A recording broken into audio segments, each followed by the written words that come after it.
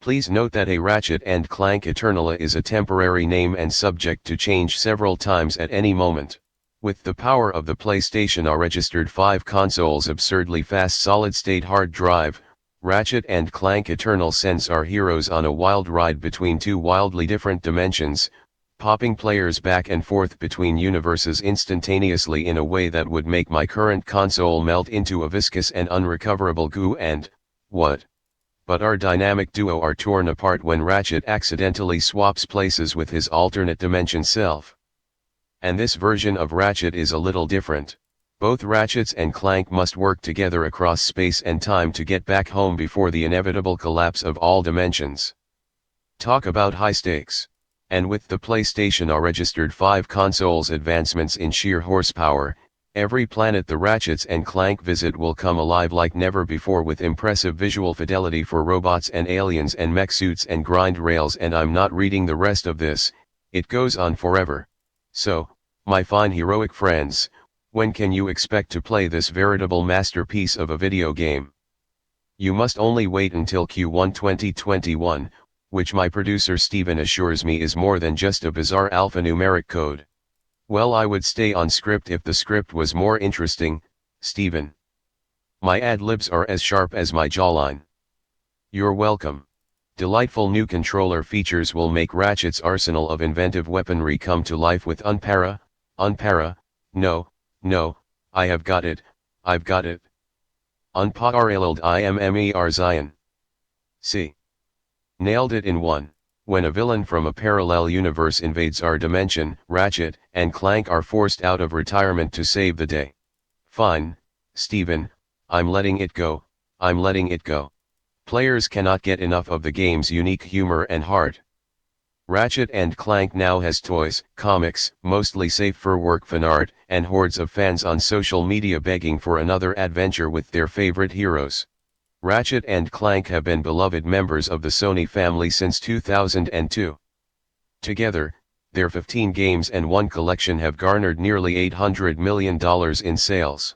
This new, full-length, standalone game has been designed to maximize the power of some very fancy next-generation hardware called the PlayStation registered 5 console that no one will give me details on even though I am the talent, here. And another adventure is exactly what they're going to get, in Ratchet and Clank, Eternal. It's a celebration of celestial unity here on Corson V. And how better to celebrate than a bunch of floats devoted to galactic heroes, me and Clank. While Clank and I are distracted fighting Nefarious, our float smashes into a weird energy field surrounding the tower that blasts us back miles. Clank wakes up damaged, and lying in the rubble. He meets another Lombax. Me, from another dimension. He calls that Lombax Rivet. I wasn't as lucky. I find myself screaming and alone in the dark, robo version of Corson V. No guns, no Clank, and no idea how I got here in the first place. Now I just have to figure out how to get home. I find Emperor Nefarious and his robot assistant Mallory standing around the thing that started all this dimensional chaos, a device called the Universal Remote. Bored after taking control of his own dimension, Emperor Nefarious wants more. With the help of Mallory's ingenious Universal Remote, the Emperor can tear down the walls between dimensions, taking over ours, next. I have the brilliant idea to rush out and smash the remote with my wrench, and apparently Rivet had that same idea in her dimension at the same time. But when we both touch it simultaneously, it explodes. Sending all of us, and pieces of the remote, flying across both dimensions. Which, in my case, means landing right back into Nefarious City, where a group of Emperor Nefarious troopers immediately arrest me. As the dust settled from the Destructopalooza on planet Crag, Little Zircon spotted the remains of our star in the junk heap. Meet the Mangler Reborn. Meanwhile, Rivet and Clank are flying toward Sargasso to grab the remote's casing before Nefarious can get his hands on it. Mallory explains that the rare crystal that was used as a battery for the remote can be found on the planet Blizzar Prime, so when an ad comes on for a place called Zerky's Gastropub and Slaughterplex, I go straight there. Off I go to Savala. But when I get there, I find out I'm not the only one looking for the remote piece. Emperor Nefarious' assistant Mallory is here, too. She tells me that she hates working for Emperor Nefarious and is trying to stop him from carrying out his plan. So I figure, hey, the enemy of my enemy is my friend, right? And besides, we could use each other's help. With my strength and her smarts, we're a perfect match. We grab the piece and leave the planet together. I end up getting tossed onto a transport ship to Zordum prison. Luckily, my cellmate hates Emperor Nefarious as much as I do. With a little convincing, he helps me steal a police cruiser and book it out of there.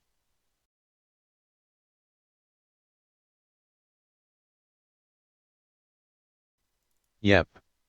That's me. I explain to him that in my dimension, Emperor Nefarious has taken over the universe and replaced all organic life with robots. I'm fighting back. And, yes, I'll work with Clank. But only because I have to. While those two go on their adventure, Clank and I trail Emperor Nefarious to Krell Canyon to get the remote's casing back. While we're traveling, I open up to Clank a little bit about my past and how I lost my arm. I'm really starting to actually trust him, and he seems to trust me, too. Together, we steal the casing back from Nefarious, who vows to capture us no matter how far we go. We hurry out of there to join Ratchet and Mallory at Kidaro Station to power up the rebuilt remote. Ratchet goes back to Krell Canyon, and Clank and I head back to Savala, to see if we can convince the locals to help us stop Mallory. With a little convincing, we add 2 more teams to our list of allies. Hoping to add another crew to our army, Clank and I fly to Sargasso to check in on the miners. Back at Xerxes, Clank makes a shocking discovery while analyzing Mallory's source code. Mallory is Clank from my dimension. Rivet, Clank and I have to search the universe for allies so we can stop Mallory before she can take it over. With the remote gone and Mallory holed up on Corson V readying her plans, things aren't looking great. We need all the help we can get to break in to stop her. Lucky for us, the planet is covered in tears to my dimension where the planet is in perfect shape. When we get there we discover that Nefarious shattered the planet to stop anyone from doing, well, exactly what we're doing. Mallory and I make a stop on the planet Molonoth to get some help putting the remote back together. We gather the crystals we need and head toward our next destination. During our fight against Emperor Nefarious, I toss the remote to Mallory. She powers it up and it works. With everything we need to finish the remote, Mallory and I land on Kidaro Station to find the energy source we need to power it up. It's time to end this. I try to talk her out of it, but Mallory uses the remote to send me back to Xerxes, and then Mallory explains that she's going to take on his plan for herself. Only, for the good cause of bringing everyone together. As robots. She's confident she can do it successfully, and won't let anyone get in her way. With all of our allies in tow, we go to Corson V to take on Mallory. When our battleship enters the tier, we can all occupy the same dimensional space. Clank finally gets to return to his Ratchet. When we get there, we find that Xerxes has been sent to Zordum prison. Clank and I set off to rescue him. Turns out his cellmate is none other than Dr. Nefarious, who begs to help us. He doesn't want to be under Mallory's rule, either. I allow it. We fight our way out of the prison and return to Xerxes. I now trust Clank not to murder me, and Ratchet showed his appreciation for his friend. Clank can clean out the corruption that has made Mallory evil by rebooting her.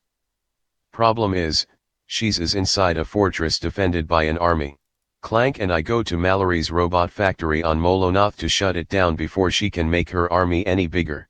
There, Clank saves me even though he still isn't fully functional, and I realize that maybe I wasn't right about all robots being bad.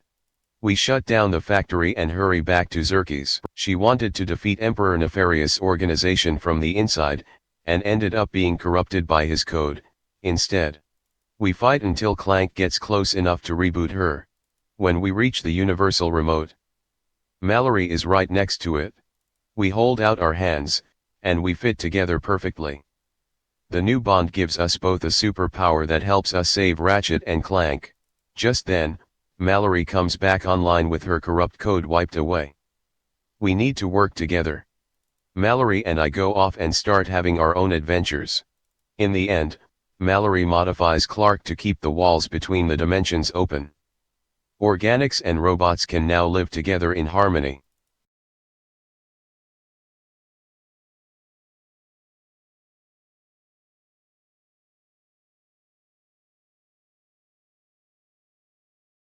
If you are traveling to see our mighty Emperor, don't.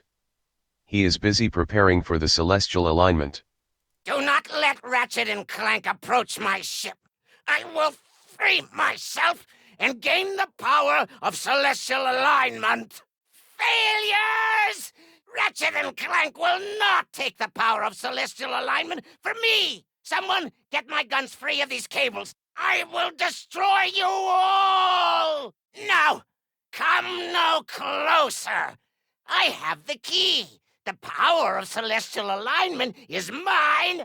I will have the key.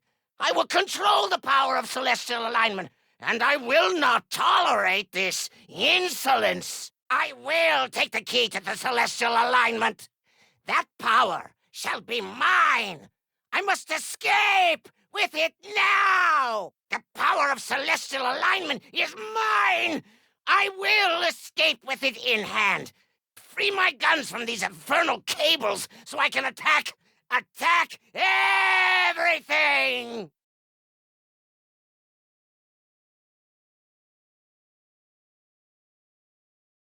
There's so much life. It will mostly attempt to murder us. But it's green. Ah!